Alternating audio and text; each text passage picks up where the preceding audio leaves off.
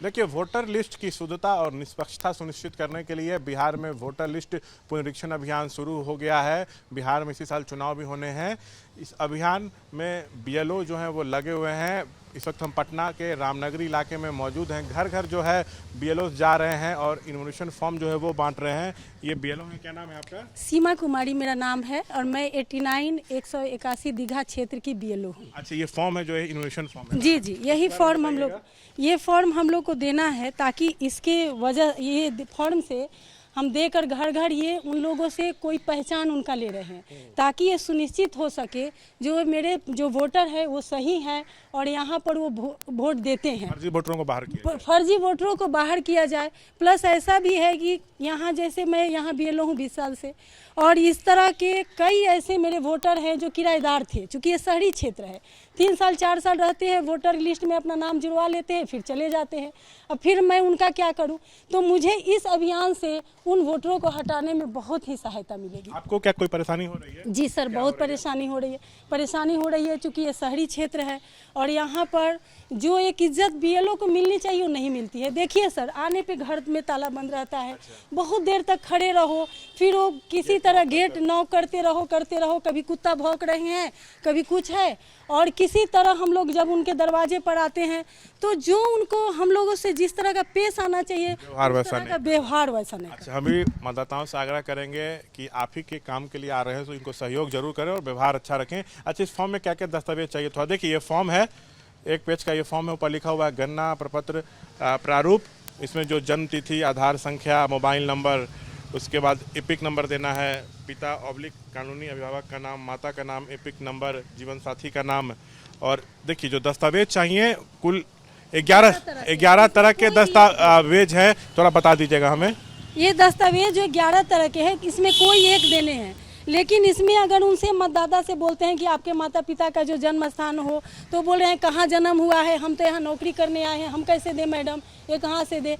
तो इस तरह के जो वोटर हैं वो कि हम लोग वोटर हमारी बात को समझने ही तैयार नहीं हो रहे। उनके दिमाग में आ रहा है कि कहीं एनसीआर आ गया। ये बताइए नहीं, जो 11 तरह के दस्तावेज चाहिए। हाँ, जो 11 तरह के दस्तावेज चाहिए उनमें उनका मैट्रिक सर्टिफिकेट होगा, उनका पासपोर्ट होगा, उनका ड्राइविंग लाइसेंस होगा, उनका जो ड्राइविंग मान्य नहीं है। ड्राइविंग मान्य नहीं है अभी।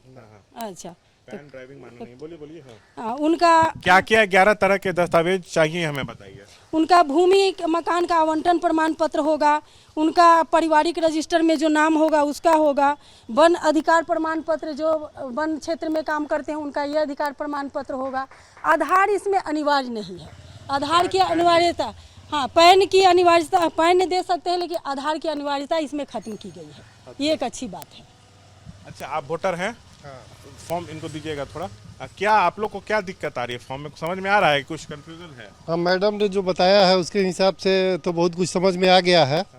और दस्तावेज को लेके कोई कंफ्यूजन है? नहीं, दस्तावेज को लेके कोई कंफ्यूजन मुझे तो नहीं लग रहा है, कम से कम। जैसे ड्राइविंग लाइसेंस, मनरेगा कार्ड, आधार, ये सब नहीं है? नहीं, तो उसके अलावा भी तो और वोटर के पास बहुत सारे प्रमाण पत्र होते हैं। जैसे पूरा अभियान पे क्या आपकी राय है?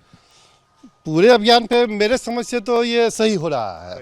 हाँ, इससे ये होगा कि जो लोग मर गए हैं या ये हो गए हैं, बाहर चले गए हैं, उन लोगों का नाम कट जाएगा। वो लोग दूसरे जगह चले गए, कहीं शिफ्ट कर गए बाहर जाके।